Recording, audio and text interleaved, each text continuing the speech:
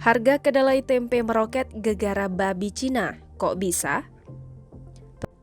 Produsen tahu dan tempe di tanah air bersiap ketar-ketir menghadapi bahan baku kedelai yang melambung. Ini disebabkan karena meningkatnya harga kedelai.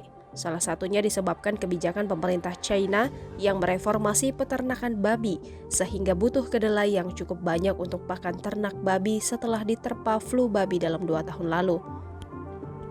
Direktur Jenderal Perdagangan Dalam Negeri Kementerian Perdagangan Oke Nurwan memperkirakan pada tahun lalu pihaknya memperkirakan produksi kedelai di Argentina dan Brazil akan meningkat. Namun, proyeksi itu diperkirakan akan meleset. Dia menuturkan pandemi telah mengerek biaya logistik yang berkontribusi juga pada kenaikan harga kedelai. Sebagai informasi, harga kedelai dunia mengalami lonjakan. Situasi ini tentu akan berdampak besar bagi industri tempe dan tahu domestik yang didominasi skala rumah tangga.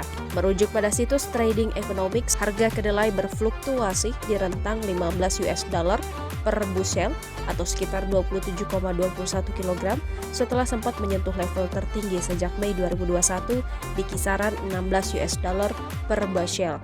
Situasi ini telah membuat industri tempe dan tahu ketar-ketir. Ketua Umum Gabungan Koperasi Produsen Tempe dan Tahu Indonesia, Aib Syariuddin, mengatakan 20% atau 30.000 pengrajin tahu dan tempe telah stop produksi.